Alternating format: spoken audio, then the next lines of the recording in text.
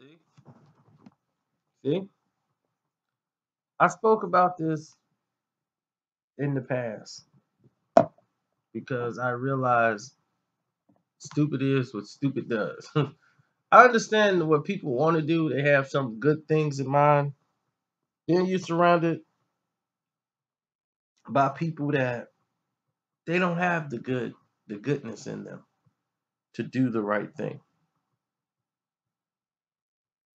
They don't have the goodness in them to say the right things, or they just want to copy off something. They so happy to join a trend that it doesn't even matter about their professionalism. They're blinded by the fact that they want the attention.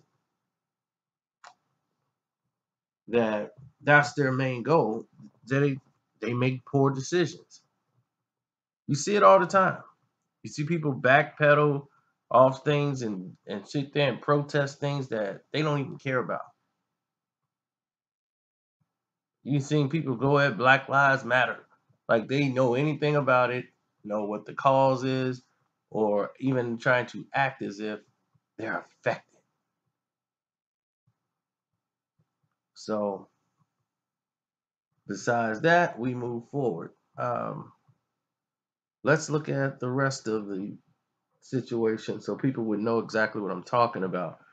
There was another classroom case in Georgia where some teacher was quoting, sent the students home to learn and change the lyrics to one of Kodak Black's songs and come back and make it into a positive song. Now, this was done because it was two viral videos of one teacher changing the lyrics to Bad and Bougie to get his students to, more interested and involved in what was going on in the classroom. And that went viral in Georgia. Then another teacher decided to use Bodak Yellow and change a history assignment around it. And then that video went viral. And so after seeing that, this person thought this would work out. But what this person did was entirely different. Instead of changing the lyrics to the song himself, he decided to send them home with a sheet with all the negative cuss words and everything in there, and then have those students make something positive. So when the mother sees MF this and S on the paper, you're really introducing this to the children. That's not what the teachers are supposed to do. Totally too much lack of judgment. We understood what you're trying to do, but now he did make it and make the news, but in a negative way, as he was immediately suspended because the parents was like, you got to be careful what you're introducing the kids. For one kid, this might be an introduction into this guy's music. They don't know who Kodak Black is, or they might have heard about it, but not everybody knows about it. When I was going to school, they did stuff like this to reach the kids because if something really big happened, like Transformers and Voltron, that's what we grew up on.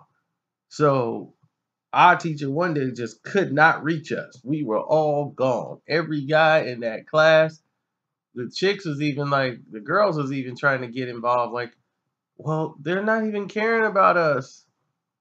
They're only caring about Voltron and Transformers.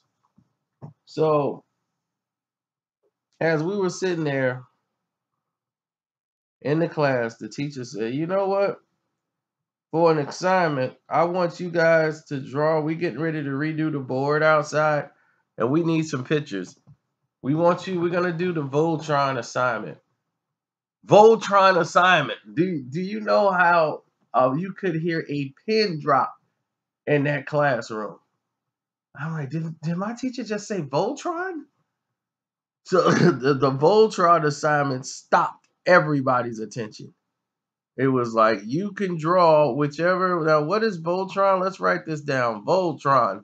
Everybody, how do you spell Voltron? V-O-L. This is really happening. Man, we were blown away. What now? What do they have? Is there a lion involved? It's 5 lions. Hold on, I got this. Shut up, I got it. No, it's a red lion. But man, it was.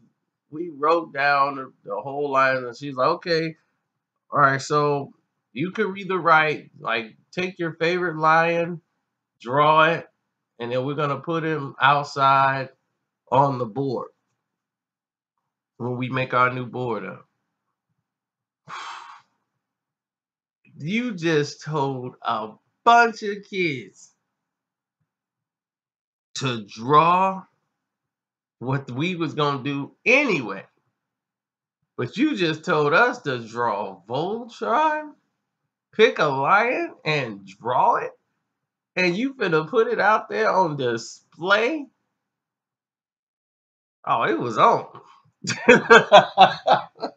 So it got us involved.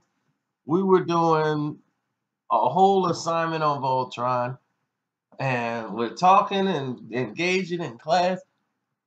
It turned the kids back into what the teacher was trying to get accomplished. So she used Voltron and the Transformers to get our attention back towards the class and being more involved and reaching the students. So it worked. There was a lot of positive energy in that class. You could hear a pin drop when everybody, she was like, okay, start drawing. We were in the class like, oh, we got this. Shh, don't talk to me. Shh, be quiet. You could hear a pin drop. And the girls was like, well, we don't really watch Voltron. She was like, well, girls, you could write a story about it, learn about it, and find out what's going on. The girls is all involved. Like the other girl, like I watch it because my brother watch it. So then they got in on it. So it's a good way to interact with the kids to get them all excited. It's not the first time it's been done, but people have their reasons for doing so. Now, the realm of what a teacher is has changed from over the years. Like when we were kids, it was completely different. Like you had a whole group of kids that were our teachers was like, and like most of them were married, had kids in school of themselves. They were probably in their 30s or 40s at that time. We didn't really have any particularly super young teachers. Our teachers were normally not like today's. Today you have these single mom teachers or nightclub teachers, these party girls that decided to become a teacher, and the educational system is a little bit different. And they are doing it just cuz. And sometimes being a teacher just don't pay off. So they're frustrated, and a lot of them were attention seeking people who were very shallow growing up. So they decide, well, the career I really wanted to go, I got to go in for my teaching's license because I can get that quicker. And a lot of them are mostly going to clubs on the weekend, which is their own right. But if your teacher's partying to 2, 3 in the morning on the weekends, then coming in and teaching the kids, she's grinding up on dudes and wearing provocative things in a classroom, where young boys are gonna be in there checking the teacher out. Boys have always checked out teachers. Especially when there was a hot one. You don't want to be distracted when it's like 6, 7 hot stripper like teachers in your classroom or in your school. We normally would have one hot teacher. And she was like the Betty Boop of the school. Oh my gosh, I dropped my paper. And all the other teachers hated her. Those were the good old days. Now you got It looked like a strip club. You go to the teachers' conference or something. You be like, man, that's your teacher? Oh, I'm getting dressed up. I'm coming to all your meetings. They're gonna be like, I don't think this. Well, there was no need to come in. Oh well, I was concerned. Did he spell his name right on here? Well, yeah, okay. I just want to make sure he's spelling his name right or something on there.